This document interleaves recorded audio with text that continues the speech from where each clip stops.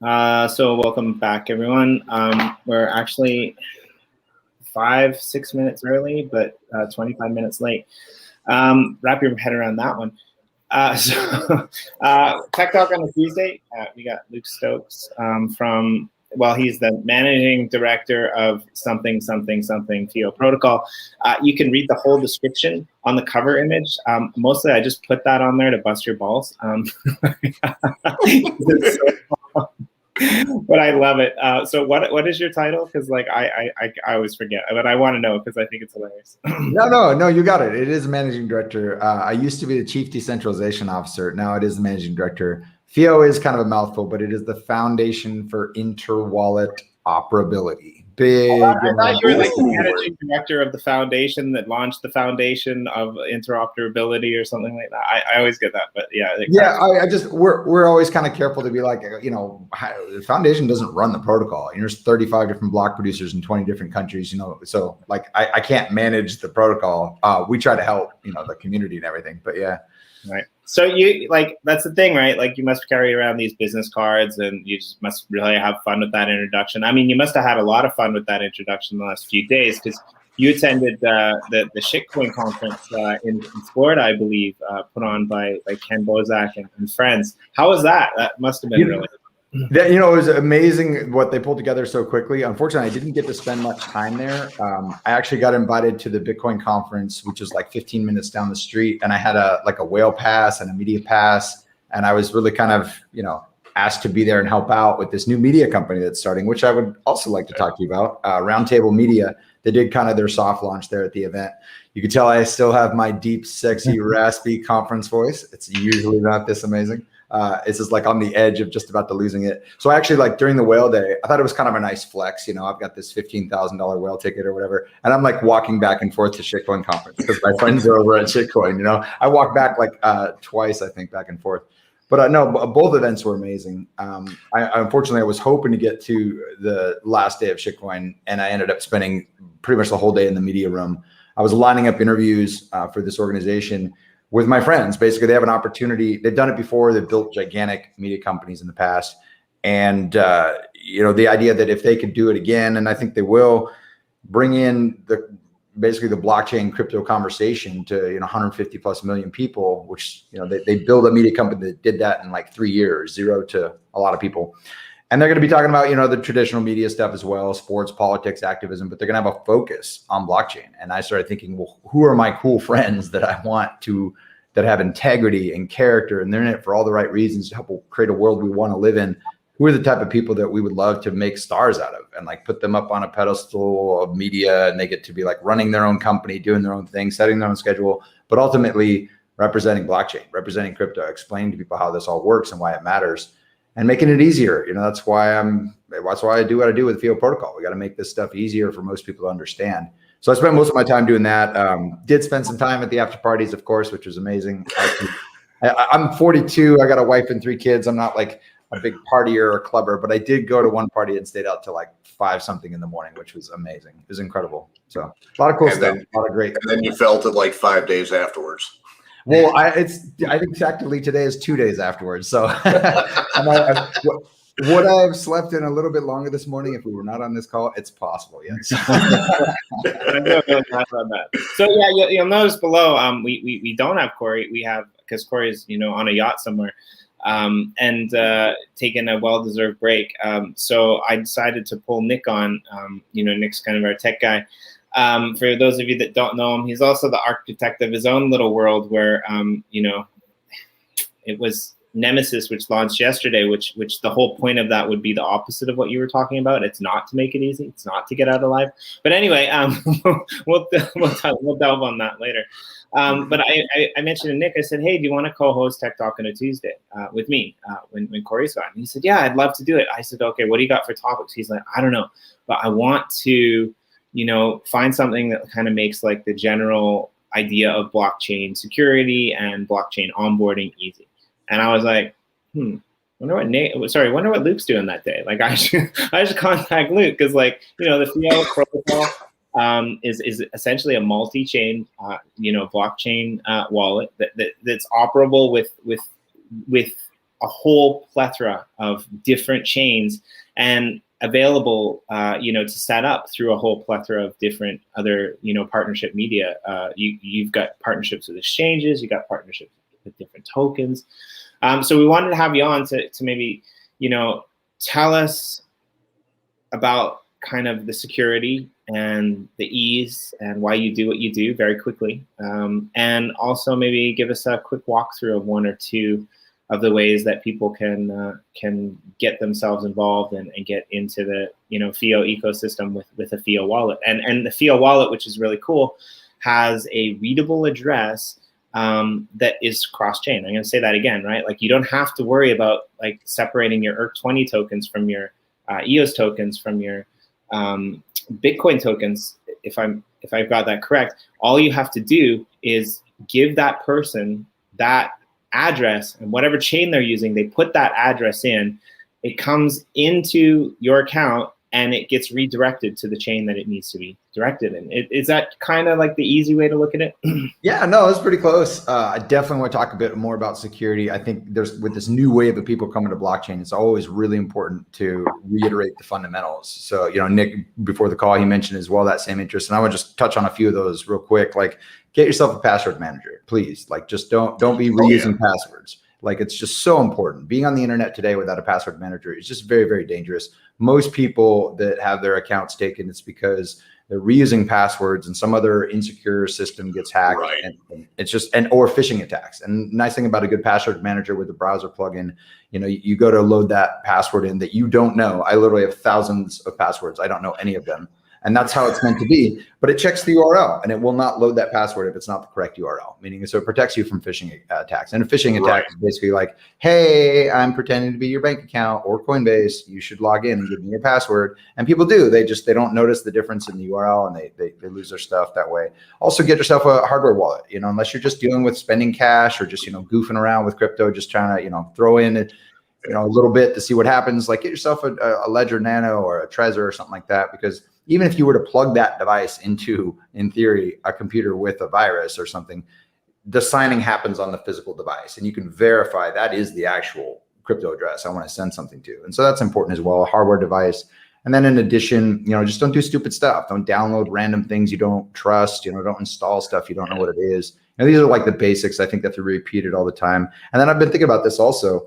I've been in crypto for, I guess, 8.5 years now. And like, I realized I have to kind of repeat stuff from the very beginning, which is like, don't put more money than you're willing to lose. Like a lot of people are YOLOing into this stuff and they're like, I'm gonna mortgage my house and max out my credit card and like, let's go with some, dog-based, meme coin and I'm gonna be rich. And it's just like, oh, bro, don't do that. Don't do that. Yeah. But that goes with the, hey, ooh, free lunch. Let me go ahead and eat it. Oh, wait, all that kind of fun stuff. Hey, this is really cool. I gotta be into it all. Yay. But yeah, I mean, you got to think of it in Vegas rules. Don't bring what you can't afford to lose. Absolutely. Yeah. Mm-hmm. And also too, a reminder, it's like, there's so many people today calling themselves investors. You're not an investor. Investors have a 5 to 10 year, window. They do research on the team. They understand the project and what they've accomplished in the past and whether or not they're hitting their roadmap and all that. Like, you're a speculator. Some of these people, they're just like, oh yeah, crypto's going up, so I'm a crypto investor. It's like, no, you got lucky and you're in the bull market cycle now, as opposed to the bear market cycle. Go talk to someone who's been through multiple bear market cycles and like see how smart they think they are. Like exactly. It's just so, I've been there, done that, and I've got the battle scars to prove it. Absolutely. Oh my God, yeah. So just with that all, the basics of just kind of like, hey, protect yourself online in the crypto space. It's crazy. That's what we're also trying to do is help with that. And Jimmy was pretty close. A lot of what you said is it's really helpful to me too, to be like, hey, what's kind of the perception, from the looking in, what does it look like? I'll make a couple little tweaks to what you said, but a lot of it's really great in terms of we're trying to make crypto easier to use, just like PayPal, Venmo, just make crypto easy. One thing I will say is we're not actually a wallet. We are a protocol, and that's a kind of big funky word, but basically when you go to your web browser and you type in HTTP, whatever, and you do like a URL, that first part kind of tells your web browser, what language am I going to talk? What protocol am I going to use? And HTTP is actually the hypertext transfer protocol. The internet was around for 10 plus years without that, meaning you didn't have the World Wide Web. You didn't have web browsers. You didn't have like a way to like, click on something and see something happen with links and things like that. And when that usability layer came out for the internet, you saw this incredible mass adoption of the internet. You get this something people could understand. It was a single protocol that made it all work. And in a way, that's what we're looking to do with the FIO protocol. It's a way to do human readable addressing. So I'm Luke @Stokes, for example. That's my crypto handle. That's my crypto address. And I can map a Bitcoin address, an Ethereum address, a specific ERC20 token address to that mapping, to that crypto handle, that FIO crypto handle. And I can also do decentralized payment requests with memos. And those are encrypted between the two people involved. So I can request funds. Because you never have just a ton of money show up in your bank account and you're like, what the hell was that for? Where did that come from? No, it's always initiated with a request. You've got an invoice, you've got something you need to pay, you request funds from someone and they send it to you. So we're trying to introduce that to the crypto space. And the other thing that's I think important there's a few things that are important to touch on right away. And I've been noticing we have to do a better job of this in our website and our knowledge base. It's communicating these facts. And there's three main ones. One is that, we're not a centralized company. We're not just sitting there going, hey, everybody, pay us fees. We're a decentralized autonomous consortia. We're a decentralized business model. The people who integrate the protocol into their wallet or exchange or their crypto-enabled service, they get to make money. And they don't make money from us. They make money from the chain itself. So that's, I think, really cool and really important. Another part is that we're not, we don't really talk to the underlying blockchains at all. And a lot of people are kind of like, wait, why do I want to inject this third-party FIO thing into my Bitcoin transaction? And the great answer to that is you don't, and you shouldn't, and you won't. When the way it works, it's leading up to a transaction. So in my wallet, I want to send a Bitcoin transaction. Well, obviously I need a Bitcoin address because that's how Bitcoin works, right? All the interaction does with FIO protocol is take that human readable address, go do a lookup on the FIO chain and get a Bitcoin address back. And at that point on, the wallet just does its normal Bitcoin thing. It doesn't even know, the Bitcoin chain doesn't even know that FIO is involved in that experience at all. So it's a user experience layer. And then quickly, the last thing, the third thing is that it's, so let's see, I'll make sure I get that right. Oh, the other piece is why a blockchain? Why do I need Byzantine fault tolerance? Why do I need to be able to trust that when I talk to some data source, I'm going to get the right answer back? And I think that's really important to understand. If you're doing this lookup where it's Luke @Stokes, it's how can you really know that Bitcoin address that comes back is really mine and not some hacker or something, right? And that's where it's really important, the whole public-private key encryption system that blockchains use, this mechanism to make sure these different actors who don't normally trust each other can actually work in a trustless environment, really confirm, through math and physics, cryptographically know the answer they got is correct. And that's why, FIO is its own blockchain, even though it's considered a layer 2 for all other blockchains. It is a system that you can trust the blockchain. You have cryptographic proof that the values you get are correct. You can run your own node if you don't even want to trust a block producer node. And you can also query multiple nodes to make sure you're getting the right answer. So those are some kind of geeky, more in the weeds technical things, but they're important to understand. Yeah, so the thing I actually like about it the most, the thing that I think that no other, well, not no other, but many other blockchains don't support or don't do, is the whole request to payment information thing. And I think that's a really nice step, because the way that you guys do it is a little bit different, right? If you want to track somebody else's account down, on other blockchains, it's a lot more difficult, right? You could send them an NFT, or you could send them a one token with a memo or something like that, right? But just to verify that,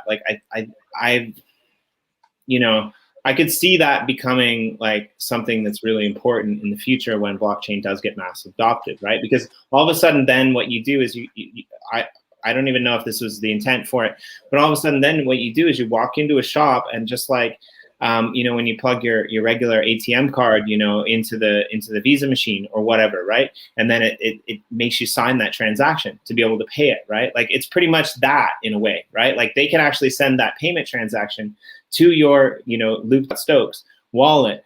You can pay that to them, and then they can give you the merchandise. And I think that's kind of a big step in the right direction for blockchain and crypto usability, because that doesn't necessarily always exist right now, right? Now you got to kind of type the wallet in, or copy and paste it, or God forbid, write it down, right? Whereas if the store can actually do it, or if the shop can actually do it, instead of you putting it in there. I like that, because it seems like it's more traditional, rather than you saying, oh, let me give you my wallet address, and then, I'll send, you give me yours. It should come from the shop, in my opinion, right? It should be them that goes through the process of setting it up and sending out that request. Not you as the individual that's like, oh, let me track down your wallet address and let me find it and let me make sure that I typed it in right, you know? I don't know if that makes sense, but like, we always want to make things easier for the person who's doing the purchasing or the person who's, you know, going out of their way, to the detriment of shopkeepers, I guess. But, you know, I'd much rather, like, you know, be excited about the new CD or DVD that I bought, because that's totally what I'm going to buy with my new crypto, you know, accounts. Like, I'd much rather be excited about those things, and you know, talking to the person that I'm with and trying to figure out, oh, did I do this right? Like, did I type in the store's address right? Like, are they going to get the funds? If you can just get that request. So again, you know, I might be overly excited about a simple thing, but that's kind of what I really like about it. No, I mean, this is something that's been needed for a while. And, you know, I mean, basically, because if you think about it now, you've got what? You've got Wombat Wallet, you've got, I mean, these are all good wallets. I'm just going ahead and just naming it. You got Wombat, you got Anchor, you've got Scatter, you've got like 3, 4, 5, 6 other wallets. And okay, do I need to open this wallet to get to this one? Or do I need to open this wallet to get, do I need to go here? Do I need to go here? Do I need to go here? The FIO protocol pretty much solves that. It's like, yep, got your back, dude. Go ahead and just send it right here. I'll take care of it. And you'll still have to open your wallet, but you don't have to worry, you know, okay, oh my God, where's my transaction? Is it safe? Is it this? You know, you just send it to there, and then you can open up your wallet and you'll find it. Yeah, I mean, actually, if you don't mind, I'll share my screen a little bit. Let me see here if I can do that and have it work out and not be weird. And just show you a couple of different things that I think are related to what we're doing. Let's see if that works out. Okay, there we go. I'm going to share my entire screen. There's also a really good episode that maybe the first time you came on. I suggest people go back and watch that on our channel. It's one of the ESIO weekly episodes, but you actually go into a lot more details about you know, the address itself and who can create it and who can use one. And I still think that's really valuable information that we might not touch on today because we don't have that much time. But definitely go back if you're interested in how all the address stuff works and how, like, you know, that's maintained and where the funds for that come from and where they go. Because I think it's definitely worth a watch back. Awesome. Oh, most definitely. And you guys can you see the screen okay? Yeah. Yeah. So we can see here, there's plenty of wallets that have integrated the FIO protocol. Some of them at different layers than others, like some don't support FIO request yet. As an example, like Trust Wallet has FIO send, but they don't have FIO request, meaning you can send to a FIO address and it'll look up the correct Bitcoin address and it'll send the Bitcoin, for example, but you can't initiate a request within the wallet. You also can't yet register a FIO address within the wallet. But as you can see, you know, it's been just over a year. It was in March of last year that we launched the chain, and we have a number of different wallets and exchanges and service providers that are integrating the protocol. And I want to show this real quick too. This is kind of like a demo store. It's a real store, meaning if you use it and check out, you'll actually buy the things, you know, it will ship you what you bought. But you can see here an example where I add something to the cart and I go to the checkout. And when I go to checkout, instead of like putting my credit card or something like that, what it asks for me is my FIO address. So I can literally just go in here and say, hey, I want to be Luke Stokes. I can decide, you know, let's say I'll pay with cash. And I don't have to do all the crazy calculations. I don't have to see a Bitcoin address. I don't have to do anything. And if I click place order after I fill in information, because, you know, they have to know where to ship it, I just grab my wallet and it'll show up right in my wallet. A nice, beautiful request coming directly from the website with the order details, the order information. You know, that's part of the FIO data in the memo.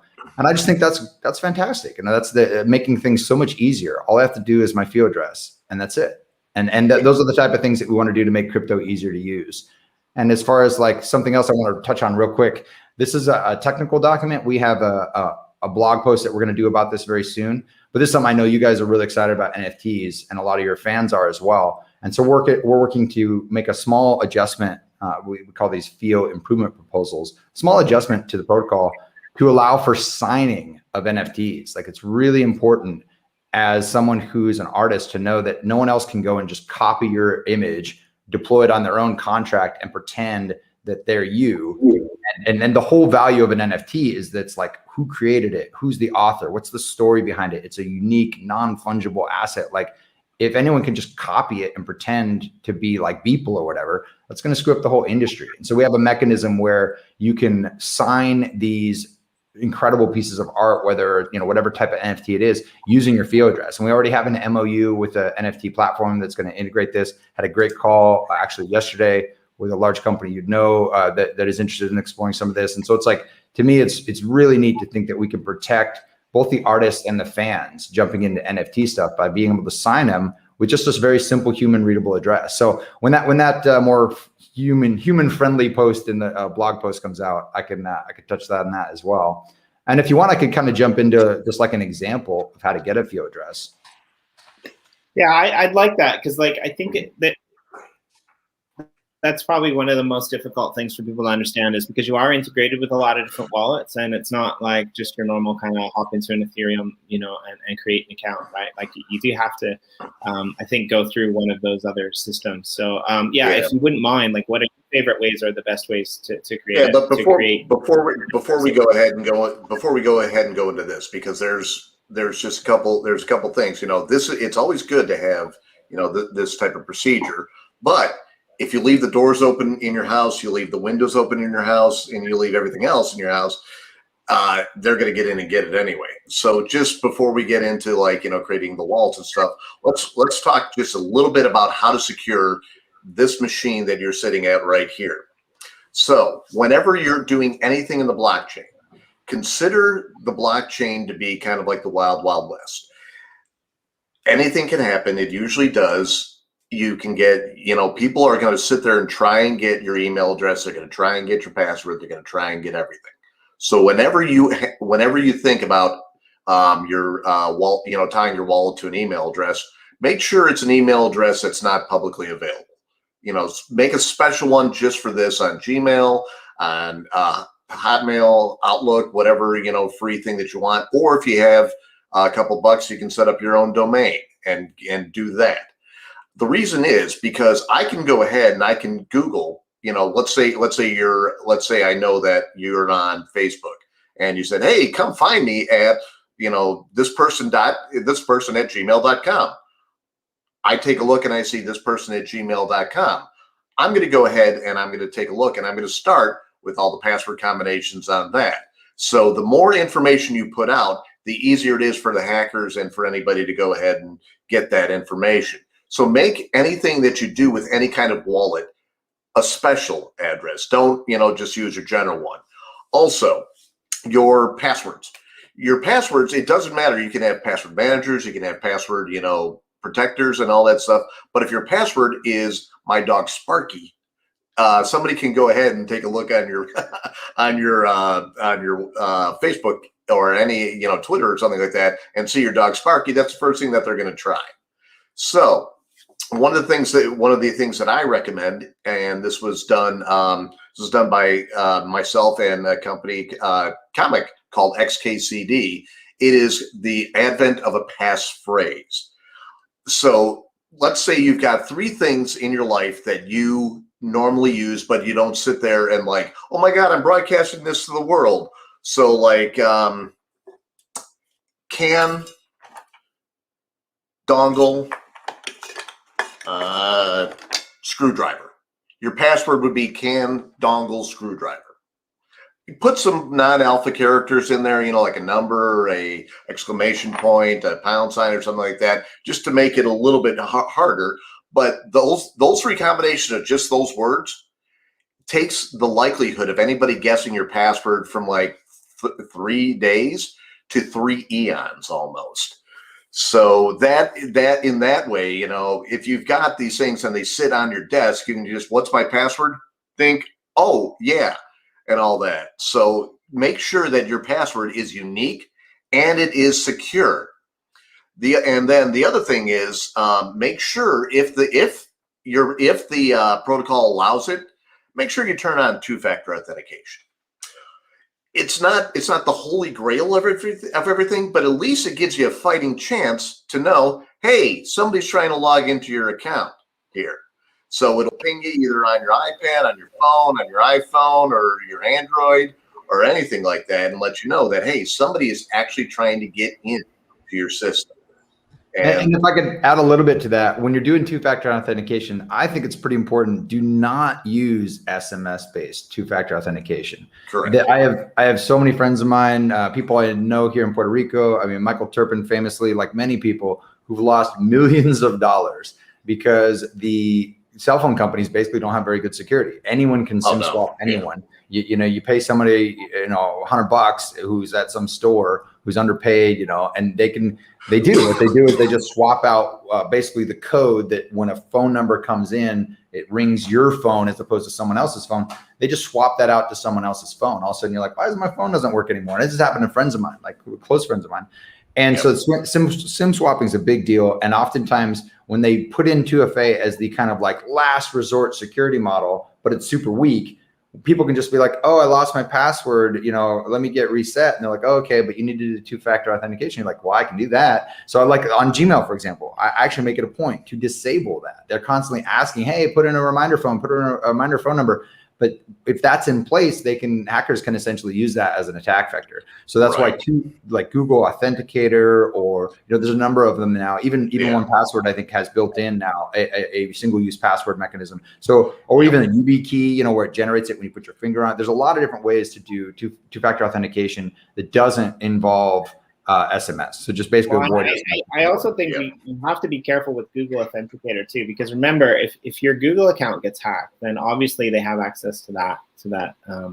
Actually, no. The way Google Authenticator works, it's actually it's an installed thing on a secondary device. That's the second factor. Right. No, I'm not talking about that. I'm talking about the browser one, the browser plugin, right? Like there's the Google Authenticator browser plugin as well.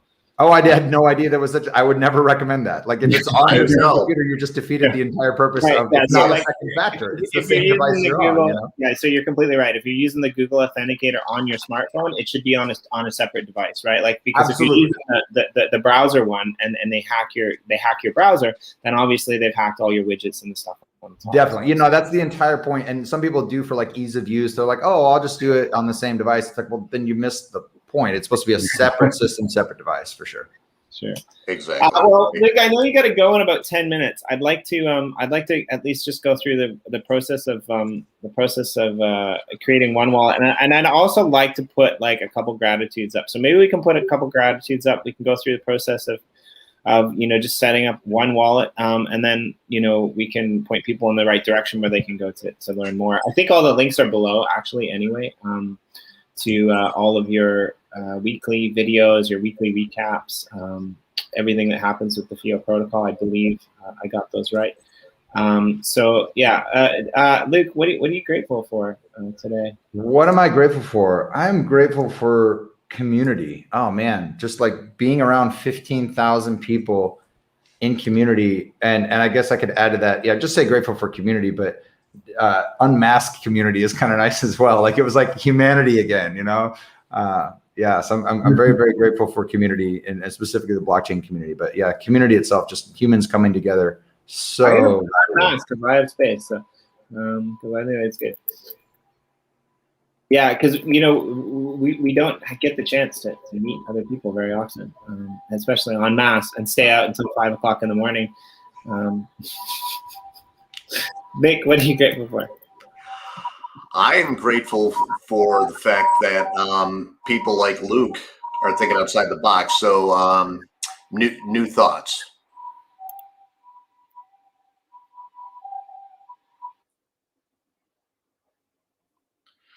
And I'm also grateful for ambulance sirens. Always add a little interest to every recording, right? Exactly. Mm-hmm.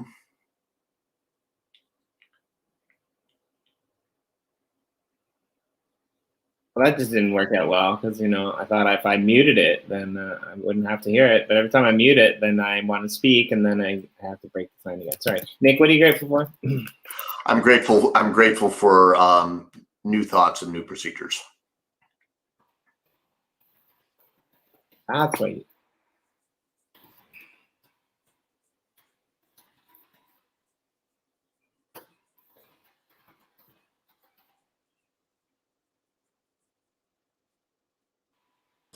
And Jimmy, what are you grateful for? I'm actually grateful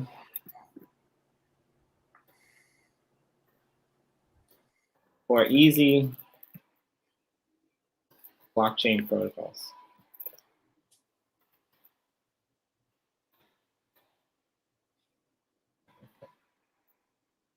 There's a few of them out there.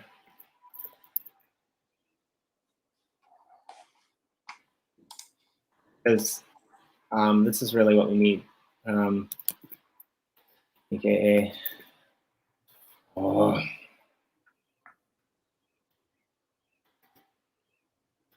just gonna put it in there like this then.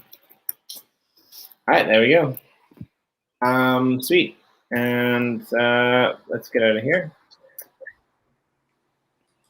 If you want, I can go ahead and share my screen and I'll just walk you through just some of our knowledge base as an example.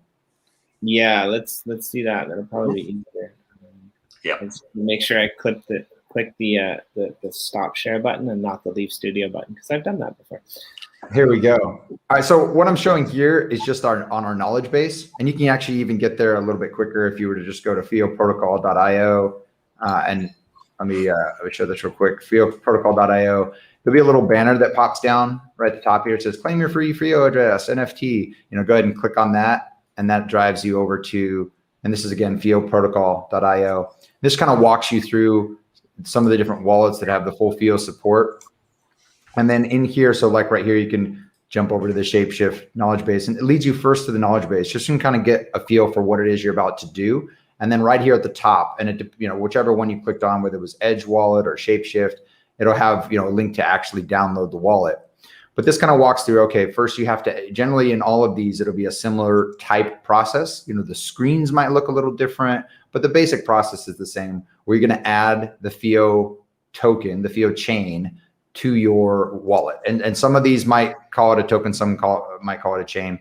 Once you add that, then you can go back in, go into your settings, and there's generally going to be a place where it says FIO name or FIO address. And that's where you're going to be like, yeah, I want to get that.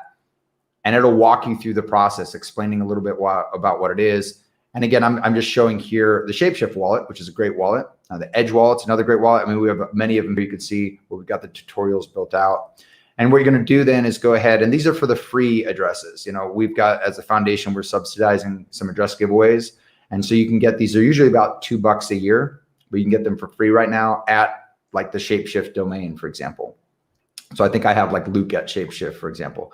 And you go and you check the availability, and if it's available, you can go ahead and register it. And once you register it, you come back to your wallet and you've got it all set up. And in the Shapeshift wallet, they make it pretty easy, and they automatically will map whatever other tokens you support in your wallet to that FIO address. But I'm going to show another one here, for example, the Edge wallet.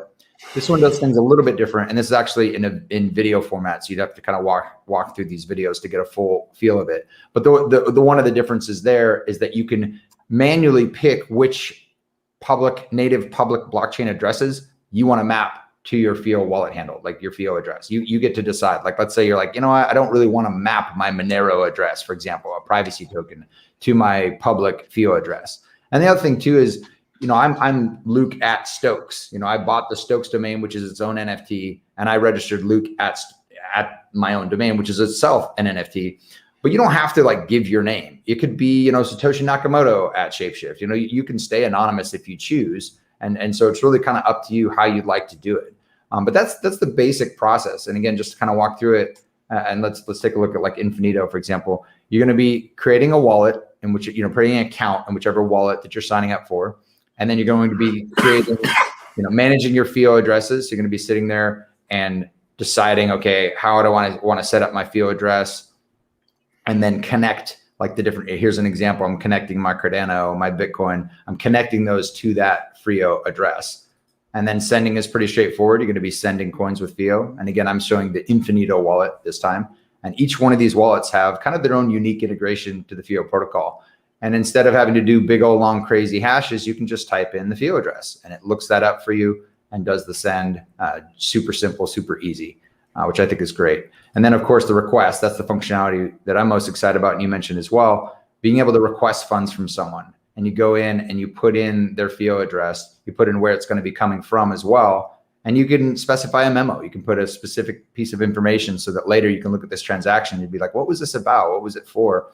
And now you have that note in there to explain what it was for. You can have the exact right token code and chain code, which is actually becoming more and more important. For example, when you have like USDT as a coin that can live on multiple chains. It lives on Ethereum, lives on OmniLayer, lives on EOS, lives on Binance Smart Chain. It lives on all these different chains. So you want to be really careful that you're not requesting the wrong type of USDT or sending the wrong type of USDT to a place that doesn't support it.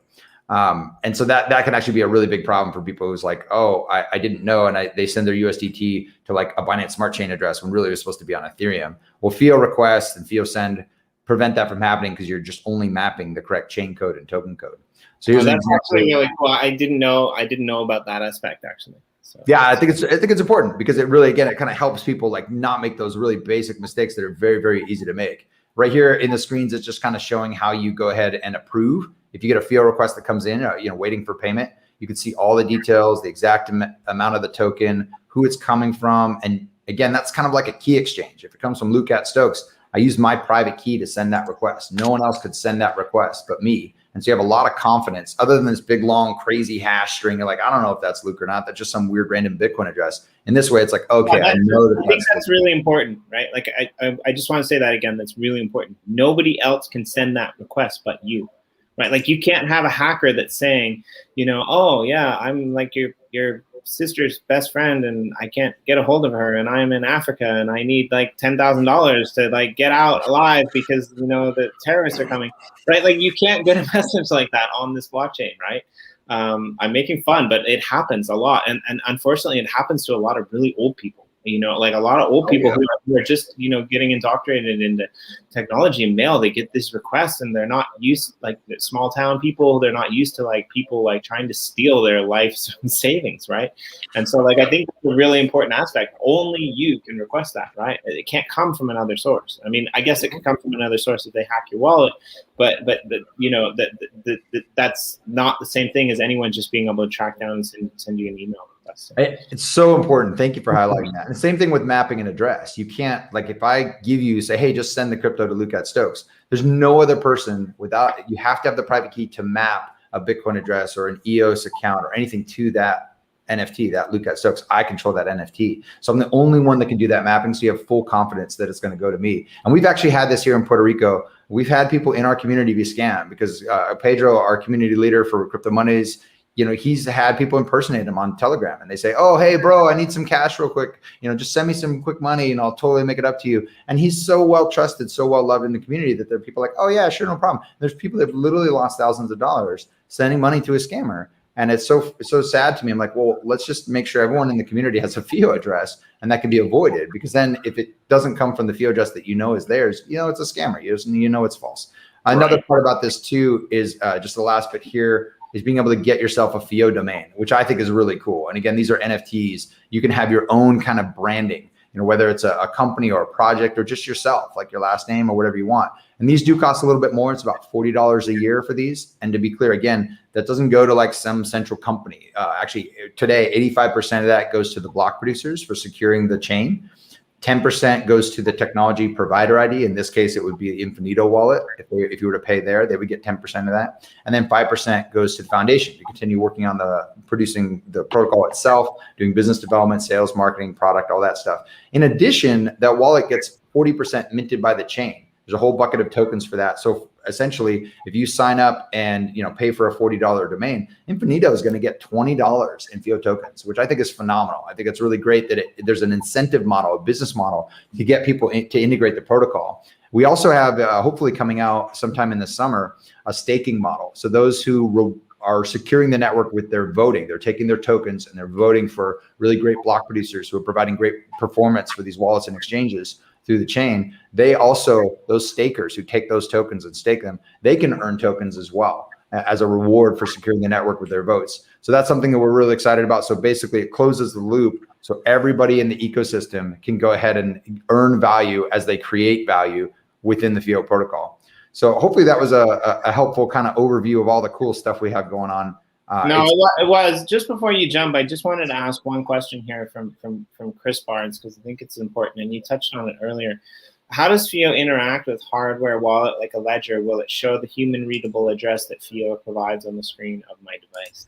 We don't yet have support in Ledger. I would absolutely love to have that support. It's coming soon. I mean, when I say coming soon, meaning like it's one of the main things we're working on. We don't have an actual agreement at the moment with Ledger or any of the hardware wallets, but we do have integration, for example, into Ledger via Anchor Wallet and the existing EOS.io app, the EOS app. But we do have an open proposal, like a worker proposal opportunity to build that out. But yeah, you're right. I actually am late for another meeting. I am going to have to jump. I really, really appreciate you guys having me on. Yeah, Thank you so much. We'll have you back again. We always love having you here. So we'll let you go. But Nick, if you want to hang out and talk about Nemesis a little bit, let's do that.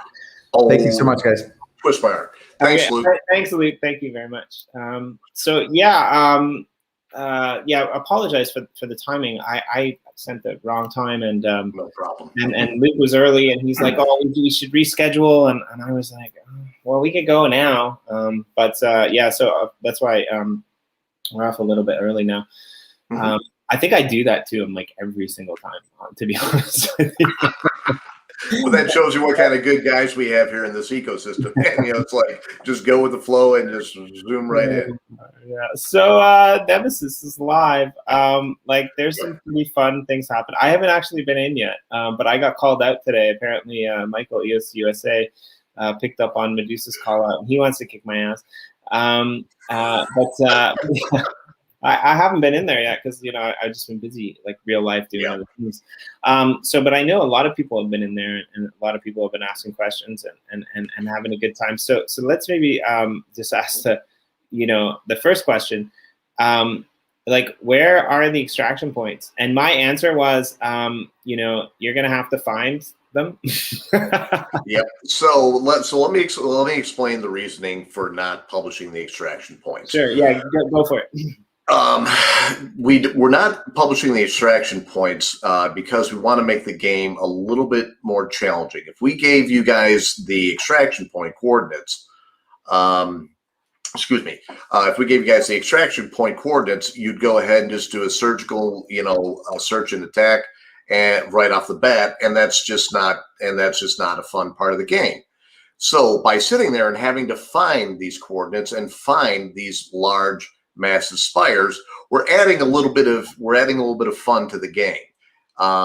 Yes, the extraction points are the only way to get out, but they are big enough and they are plentiful enough where you can get out. Yeah, and I think so it's funny because our very own Jen was in there, and she got out alive, and she's wondering when she gets her NFT that says, I got out of Nemesis alive. It's been but seriously, it's been less than 24 hours. Yeah, just a little more than 12 hours, and the community is abuzz with it. A few of our admins in our Telegram channel are really loving it. And overall, it's going over pretty good. The most commonly asked question is when can I take my stuff out and when can I get my stuff in? Well, just remember that everything we do is alpha. So I think that this is pretty awesome that we've got this new world that people are going into, just checking it out, getting chased by mini Chucky zombies, as it was kind of noted today. Yes, and those little guys are mad, right? Oh yeah, and I kind of ramped up their stats and stuff like that just to make it a little bit harder because I knew those little guys were hard. I'm taking a really quick glance at the comments, and I see Llama saying, "Yeah." So I kind of wanted to ask you just before you do that because I'm kind of headed in that direction. So I wanted to ask you, what can you do there, and what is coming, right? What can you do there, and what's coming, right? Okay, what you can do there right now is you can go ahead and you can sit there, dig, mine anywhere. There is no land ownership. There is no, this is mine. You can't touch it, neener type of thing. It is basically almost like a free for all almost. And the other thing with it is we enabled PvP over the entire server. So therefore, you don't have to just worry about the mobs and stuff coming after you and killing you. You have to worry about people that you don't know coming after you, killing you, and grabbing your goods. Excuse me. So that's something that can be done immediately. We are working on the shared inventory piece between all the creative worlds. We wanted to get that done, but unfortunately, when we turned on the creative sharing, it broke a mechanic in the Nemesis world. So we are working on trying to get that fixed as quickly as possible. Part of the reason I haven't been into Nemesis yet is because the shared inventory in all the other 4 other servers are working. And I'm like, holy shit, I don't have to go cut down trees to get acacia fences because I have acacia fences over there. So I'm going to go get them. So that's what I've been doing. But this hasn't come up yet. Nobody's really been complaining. They've just been kind of asking about when they can essentially, get their stuff out of Nemesis. And I just want to say, for the few people who are watching, just kind of think a little bit, because there's no permissions. So you cut down a tree, you can build a chest, you can bury it 4 blocks under the ground and cover it up again and remember those coordinates. And the chances that nobody's going to find it, they're pretty high. Exactly. So the other thing that we have right now is we have 3 unique arenas in this world. One of which is a completely destroyable arena.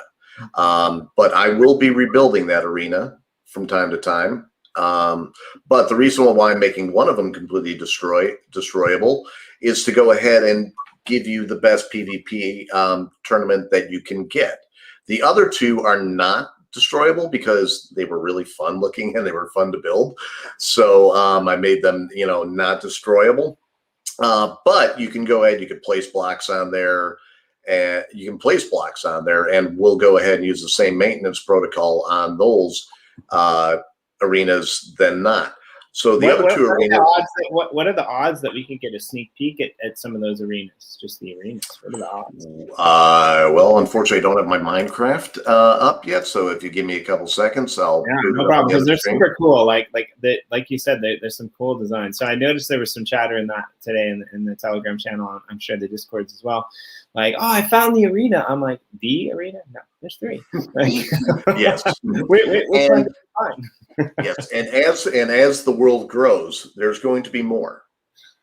Yeah. Because again, this is primarily a world where you can get back your inventory and stuff like that. However, we also want to make it fun because everybody has been clamoring for PvP as long as I can remember.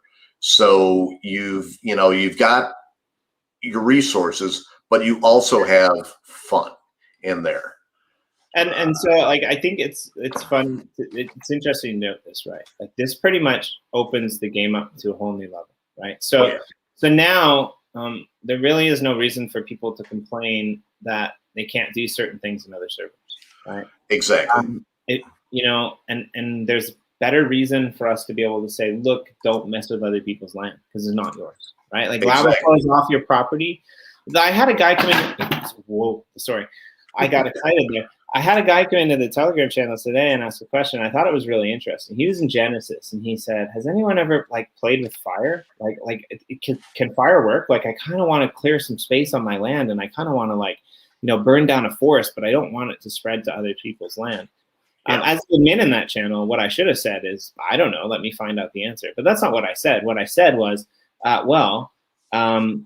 you could always light a fire and test it out, but maybe build a fire break on the edge of your property to make sure that it doesn't spread past. That's like, as a previous forest fighter, trained forest fighter, like that's my kind of intuition. But I like the fact that he came in and asked, right? I like the fact that he came and said that. Like, we've had a couple people who have blown up volcanoes and really, screwed up. And they've popped in the Telegram channel and say, "Hey guys, can you come help me? Like, I messed something up," right? There's a difference between laughing about something going off your plot and not laughing. But the thing with Nemesis is now you can go do whatever the hell you want. You just have to stay alive long enough to do it. Right. I mean, there are some minor limitations to save the world from being destroyed, but pretty much 90% of it is free game. So if you want, Jimmy, I can go ahead and share my screen here, Yeah, and I that can would show be these good. people. And you know, as Nick was saying, the limitations in the game are very minimal, but the limitations on you as individuals are minimal as well. I mean, I think what we will always strive in all of our worlds is for you to be decent humans, right? Like we don't really tolerate like hate speech and things like that. So Right. I mean, please keep that out of there, keep that out of the chats, but like other things like that, you know, like. So where are we? This is the we are in the main arena. It is affectionately known as the Bloodsport arena, but this is where when you take the PvP teleport system that's in spawn, this is where you arrive. Chucky's back. Yep. He's out there. He's watching. He's wandering past the bot. Oh yes. So let me just go ahead. I'm in spectator mode right now because I just want to go ahead and just do some flying around, not worry about the obstacles. But this is the largest arena that we have so far in the world. As you can see, we built some stuff for some parkour. I thought yesterday on our company meeting was funny because you were like super excited about where you just came from, and where you just came from it's the only arena actually with like a spectator zone where you can actually watch. And of course, somebody asked like, oh, like, you know, like, can spectators be killed? You know, and you said yes, of course. You can always. I mean, you always have to watch. You always have to watch your back, no matter what around here. Yeah, actually, this is so true.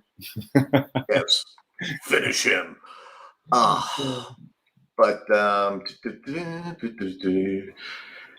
And so a little view from the top here.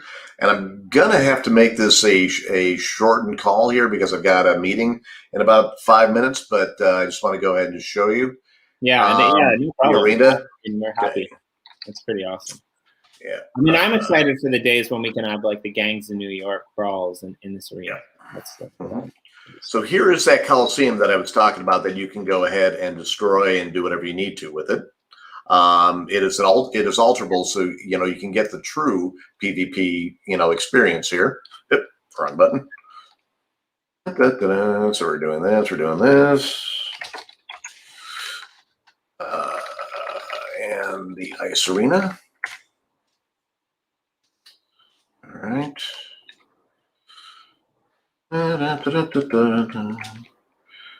Okay.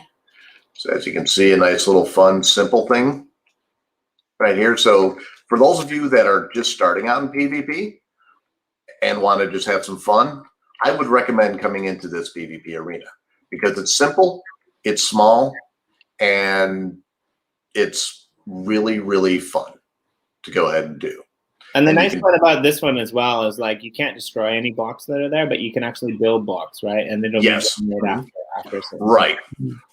And then there's going to be an automated procedure that Ben, who is the best Minecraft admin that I've met so far, him and I are working that out. So it'll get rebuilt like on a Sunday at like 3 o'clock in the morning automatically and bring it back down to where it was when we first conceived it. Yeah, and then in the comments as well, like that'll happen with the other arena as well. So like anything that does get destroyed, it will get regenerated at certain points in time. So exactly.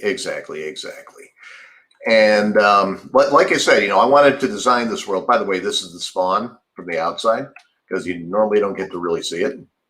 So that's good to know, right? Because like you said, for the beginners, that kind of initial PvP ice arena experience is really close to the spawn. Exactly. So if you just head towards the spawn, and how do you know where the spawn is? Well, there's a little F key that you can press that'll give you your coordinates before you go through the portal. Yep. That's my hint of the day.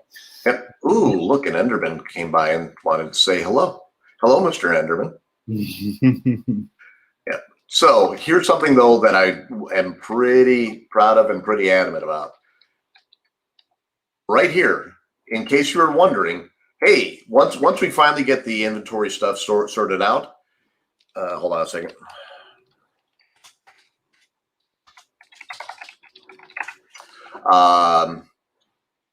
If you go past here, you die, you lose your inventory.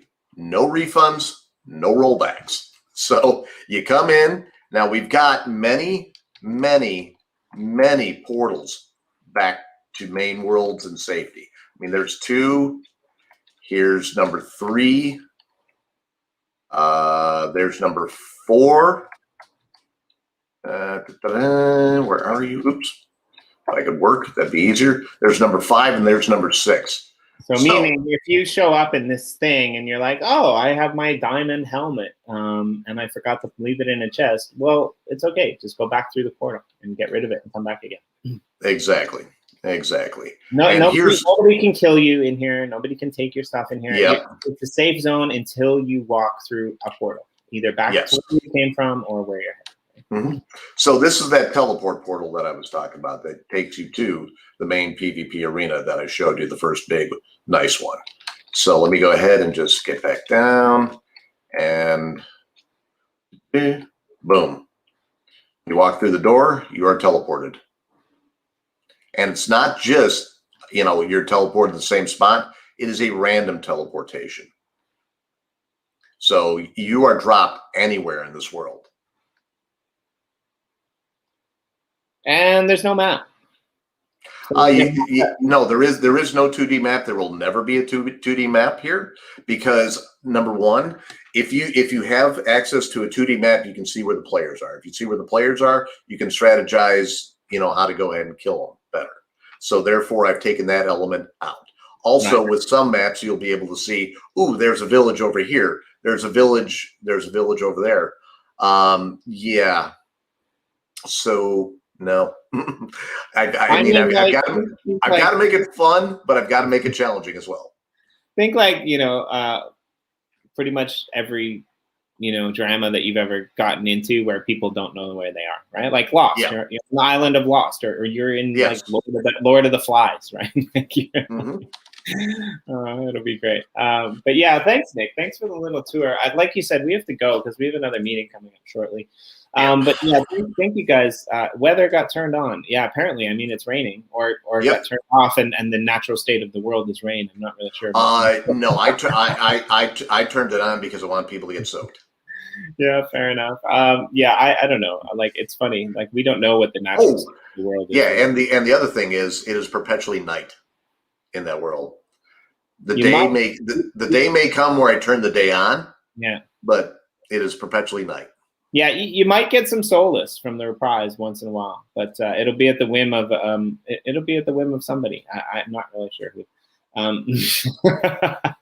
Hey, see, everybody always thinks that I'm the one behind this. There is another person that is behind this whole thing, and it's not just me.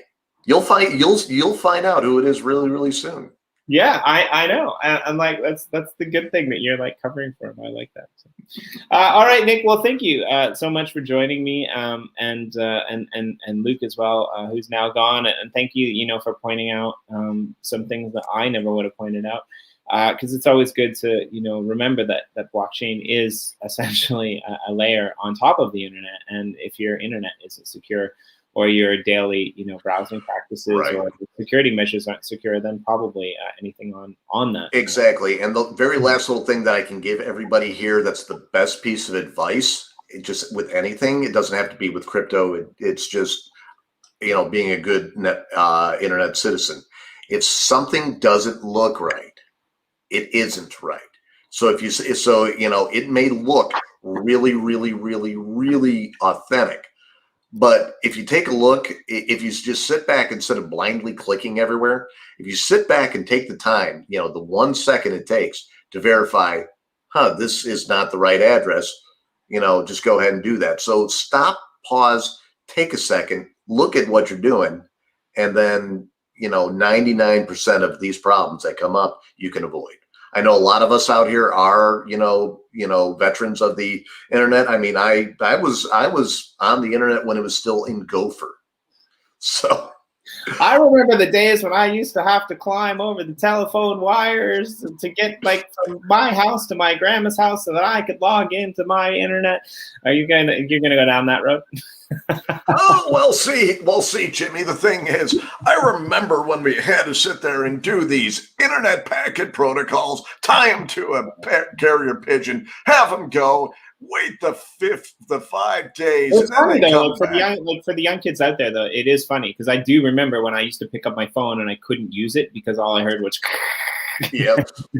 And the way I always used to love to say that is, robots are dying, so we can go ahead and talk over the internet.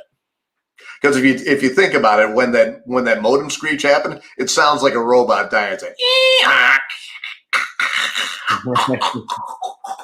I mean, we should like adopt that and put it in the Nemesis because it's kind of. oh, there's going to be a lot more fun things coming to Nemesis. To paraphrase and to also kind of mix it up a little bit, I have only begun to think.